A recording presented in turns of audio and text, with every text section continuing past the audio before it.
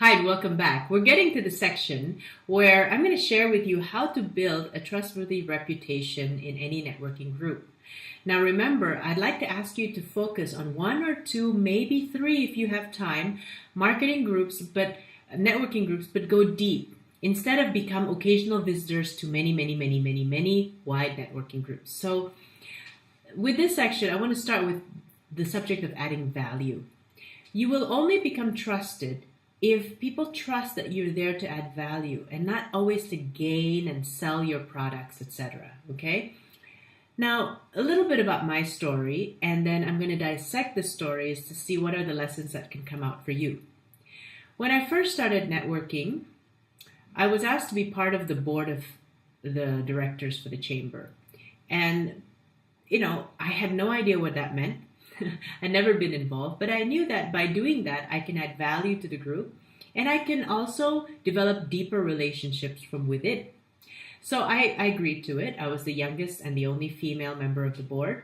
And sure enough, after just one or two meetings of the board meetings, I got a client. Why? Because of the way I presented myself and the way I asked questions during the meeting made people realize that I had additional value. I was good as a coach. Okay, so they hired me on. So that's the first part, being part of the officer group. I also set up the professional women's group of British Chamber of Commerce in Jakarta. Now it's run by a committee, but I remember that the initiation and the initial idea and everything came just from a select group of people, including myself. So that also gave a name. It's like, oh, you're not just a business coach, but you're actually the founder of this professional women's group. So it also gives people the trust that I'm here to add value. The other thing I did was immediately after I became a member, I offered free training to the staff members of the Chamber of Commerce. And I did that because one, I like them, and two, I realized that they're a nonprofit organization, as many of these associations will be. And the staff of a nonprofit organization rarely gets any training. And I see them, they're young, they're vibrant, and just a little touch of training can make all the difference. When I offered that, the executive director was thrilled. He did not have any budget, of course, to call a trainer or whatever to help out. But by me offering a half a day free, he actually organized a big breakfast meeting and he organized so that his staff all came and we had a great time. They sent me flowers after as a sign of gratitude. And the great thing about that is that every time I go to any networking event, all the staff greet me by name and they introduce me to other networking contacts as, she's our coach, she's amazing, she's great. So whatever it is that you do, I know not all of you are coaches and trainers.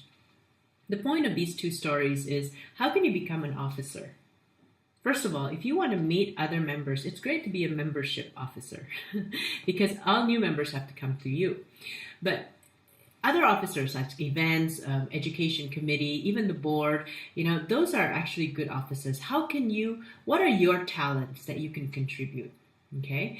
The second is, how can you give them, the actual association itself, some gift that demonstrates your capability. For instance, if you are in the insurance business, okay, you're not a business coach, you're not a trainer, but you're in the insurance business, can you give a free talk about how to plan for your life and how to use insurance to help you plan for your life? Just for the staff of the association.